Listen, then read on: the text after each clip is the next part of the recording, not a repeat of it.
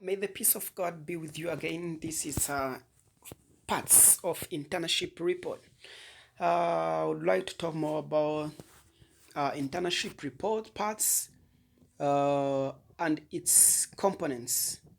There is a part, many parts, and component or subparts. Let me talk simple, or let me take this moment to introduce what an internship report is. It is described as a comprehensive document that reflects on the experience and learning outcomes of an internship. It serves as formal records of the work completed and the skills acquired during the internship period. And lecture L Nation, these are some elements of internship report. Um, there's many, or there is a high number of students who requested me to talk more about this um, internship reports part, because it's not easy to write this internship report as they requested, but I would try to explain more about these parts. One, it's a title page. It has many parts, but I'm going to explain the main parts. One, it's a title page. Two, it's an acknowledgement. Three, it's a table of content. Four, it's an introduction. Five, it's description of the organization. Six, it's internship objectives. Seven, it's task and responsibility. Eight, learning outcomes. Nine, challenge faced. 10, conclusion. 11, recommendation. Let me start from number one, which is called title page. This should include the title of the reports, your name, the name of the organization, the internship period, and any other relevant detail. Now, in this title page, um, the title should be there as it is report, and even your name, your full name, and also an internship period, and even a name of organization, the organization or the field you will work with, and also internship period. You highlight the starting date and ending date, so as to clarify or to show how long you will spend in an internship. Uh, the last, it's another relevant detail, including um, your phone number, your email, uh, and many more. The second, acknowledgement. These acknowledgements, this is a section to thank those who helped you during your internship, including supervisor, colleagues, and mentor. That is what it includes in acknowledgement. Number three is table of content. This table of content is a structured outline of the reports section and subsection for NSA navigation. You provide a line or what you focus on, or while you are writing what you focus on. And again, you go or you start by introduction. This introduction, it's an overview of the internship, including the organization's background, and the purpose of internship, also your objective. The objective or the organization background, you state where the organization is located, the main location of that company you're working with. I mean the country, province, district, and many details about the organization, and even the service does it provide. Um, Mainly, or background. the possible background you try to to provide and to illustrate, and also the purpose of the internship. Normally, you can't go in internship as crazy person or as a mad person. No, specifically, you should show the purpose, reason of your internship, and also your objective, what you are aiming to get out of that internship, and also you describe the five is description of the organization. You describe an organization.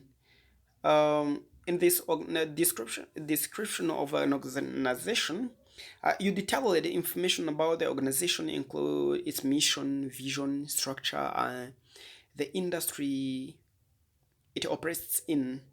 In this description of the organization, you provide a detail, some information like its telephone, its email, its social media. You detail, and also the mission and vision. Also, any company should has a mission or vision. It should be stated in this paragraph, and also its structure, how it is structured from the top management up to down. For example, you may start from board of director, that it may be a top, and last you may end up with what we call a driver or a doorman. That is how you can instruct. Here you try to mention or structure. The sixth, you go for internship objective. You clearly define a goal you aim to achieve during your internship. There should be there and a goal. And seven, it's tasks and responsibilities.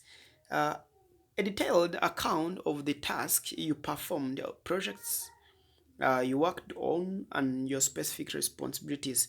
In this content, number seven, you give an account, you detail an account where your responsibilities, what you performed, what you did, yeah, and even the project you worked on, and the specific responsibilities you assigned. And also, number eight, it's learning outcome. In learning outcome, you reflection. This is a reflection on the skills and knowledge gained during internship, including both technical and soft skills. Yeah, you can't forget to mention what you gained, what you get from your internship. Yeah, and also you qualify or you show the challenge faced. Yeah, a discussion of a difficult encounter during the internship and how you address them. Yeah, the question or the problem you faced, and also how you solved. Yeah, yeah, you show it. You try to demonstrate. Number nine, number that was number nine. Number 10, it's a conclusion. This conclusion is a summary of your overall experience, including how the internship has influenced by your career goal and future plans. And number 11, it's recommendation. Suggestion for future interns or improvement for the organization based on your experience. You recommend it's better to recommend so as to help the organization worked with to correct their mistake or area of improving. Maybe the feedback is so necessary and it is a benefit, it's a beneficial, it is so important. The number 12, it's appendices. This is any additional materials that supports your report, such as charts, graphs, or documents relevant to your work. That was a part of internship report. Know that the internship report is not just a summary of your task. It is an opportunity to reflect on your professional growth and articulate how the experience has shaped your career aspirations. By including these key elements, you can create a comprehensive and inside report that showcase your internship journey. That was a part of internship report. Me, I'm lecturer L Nation. Welcome. Uh, iyi internship report iyo ugenekereje kuyishyira mu kinyarwanda cyangwa se iyo ugerageje kwerekana ibice biyigize mu kinyarwanda usanga ubundi internship report ni ya nyandiko igaragaza ukuntu wakoze stage cyangwa se imenyerezamwuga, icyo wakuyemo, aho wayikoreye, ni gutyo mbese ni icyo wungutse. Niko dushobora kugenekereza kuyishyira mu kinyarwanda kuko igaruka kuri experience cyangwa se ubundi hari icyo uba warungutse muri iyo menyerezamwuga wabonye, hari icyo uba warize. Ibyo bintu byose biba bigomba kugaragara muri internship report cyangwa se muri ya nyandiko ukora iyo urangije gukora imenyerezamwuga. Hanyuma hari ibice by'ingenzi utagomba kwirengagiza. Harimo title page. Ino title page igomba kuba ifite ni cya gice cy'imbere kiba gifite already cyangwa se nk'uko bisanzwe haba hagomba kubaho title ya raporo. Ni internship report. Warangiza ukavugana n'izina ryawe, amazina yawe agomba kuba hari, hakaba hariho izina rya organization aho wakoreye, hakaba hariho internship period cyangwa se igihe watangiriye n'igihe wasoreje, n'andi makuru y'ingenzi cyangwa se ari ngombwa nka nimero ya telefone yawe, email yawe, nibyo nabyo ni ngombwa ko bigaragara kuri internship report. Hanyuma ikindi hari indi page ya kabiri iriho acknowledgement. Kino gice kiba kirimo ya magambo cyangwa se ba bantu ubushimira. Urugero umusupervisor, umuntu wagufashije muri mumenyerezamwuga, aba colleagues bawe abo mwakoranye, ndetse n'aba mentors b'abantu bagufasha gusobanukirwa ibintu runaka. Rero abo bantu bose uba ugomba kubashyira muri acknowledgement, ugomba gushimira kuko ni ingenzi gushimira mu buzima. Ntabwo ari hano gusa, ahubwo iyo udashima hari izindi nyungu utabona kubera ko babona kugaya, ntabwo ari byiza. Ikindi hari igice cya gatatu cyitwa table of content. Table of content iba yerekana report section and subsection for easy navigation. Iba yerekana ibice by'ingenzi. Reka tuvuge ibice by'ingenzi kuko ntabwo byose uba wabishyira mu gice kimwe. Hano ni nko kugenda werekana imirongo y'ingenzi uraza kwibandaho cyangwa se imirongo y'ingenzi umuntu ashobora gusanga mu gitabo cyawe. Hanyuma ikindi ku gice cya kane ni introduction. Introduction cyangwa se intangiriro, uvuga overview. Reka tuvuge uragenda ukafata internship yawe ukayivugaho. Ubwo ikintu nshatse kuvuga, uba ugomba kuvuga kuri ikigo wakoreyemo, background yacyo, cyangwa se ukivugaho ukavuga aho giherereye, serivisi gitanga. Ikindi utagomba kwibagirwa ni purpose ya internship cyangwa se intego yo internship, ugamije iki. Ibyo bintu biba bigomba kuba biri muri introduction. Igice cya gatanu haba hariho description of the organization. Reka tujye mu busobanuro bw'ikigo cyangwa se company uri gukorana nayo internship. Haba hagomba kubaho information ku kigo cyangwa se amakuru areba ikigo. Mu makuru areba ikigo nshatse kuvuga ni imyirondoro yabo, za social media zabo, izo ni information zijyanye n'ikigo, serivisi nk'uko twagiye tubigarukaho nazo ziba zigomba kubamo. Ikindi kiba kigomba kuba kirimo hano kuri information, mission na vision, intumbero yayo nayo bigomba kuba ihari. Hari abo usanga tolerant trust cyangwa se kugivinga quality service, cyangwa se ugasanga wenda ngo client is a king, bitewe na missions yabo cyangwa se na vision.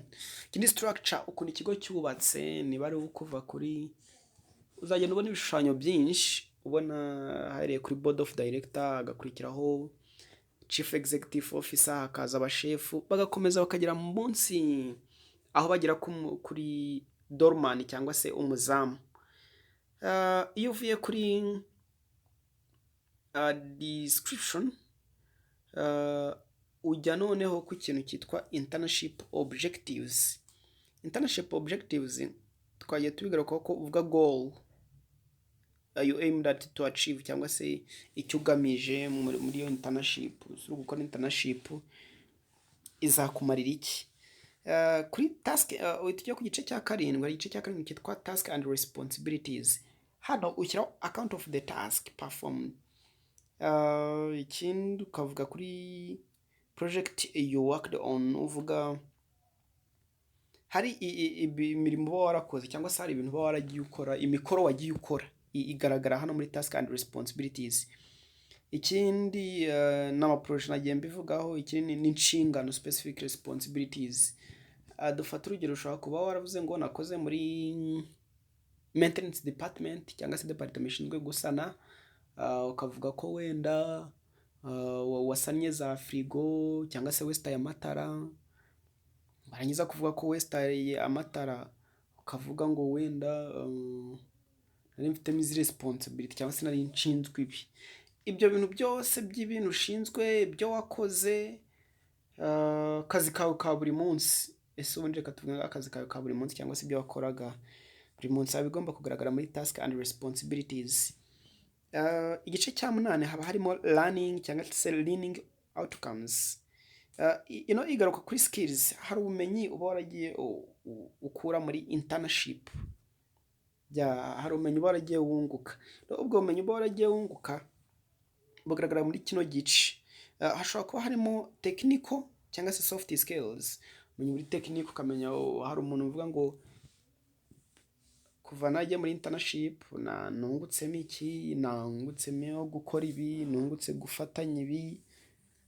Yego, ugasanga nyine hari ibintu tangible skills, ibintu wamenye gukora. Hanyuma hari n'igihe habamo kuba wenda hari nk'ikintu wiyunguye ukavuga ngo okay, igihe kintu nungutse nuko tuba tugomba gukorera hamwe. Bityo ntabwo ari ikintu gifatika, ni skills. Cyangwa se ukaba wavuga ngo wenda nungutse ko ngomba kwakira abantu neza. Mbese ibintu skills biri intangible. Ushobora kuba warabonye ibiri tangible, ibiri technical, hano bivugamo n'ibiri soft skills. Ikindi challenge faced, hari imbogamizi, difficulties zose wagiye uhura nazo. Imbogamizi ziboneka muri kino gice cya 9. Kino gice cya 9 ubu haba agomba kujyamo imbogamizi, noneho ukavuga n'uburyo wagiye uzikemura. Wenda twafashe urugero rwo kuri department ya maintenance. Niba warakoranye na department ya maintenance, ariko uba waragize imbogamizi wenda yo kubura igikoresho runaka, ugiye gufungura iburo cyangwa se ugiye gufungura ikintu runaka ukabura icyo gikoresho, ukaba wariyarangije cyangwa se ukaba warakoresheje ubundi buryo. Ubwo uravuga ngo nabuze igikoresho kiri main nagombaga gufunguza, wenda niba ari amaburo cyangwa se niba ari iki. Warangiza ukavuga ngo uburyo wabikemuyemo, wenda nahamagaye supervisor aramfungura cyangwa se anyigisha ubundi buryo.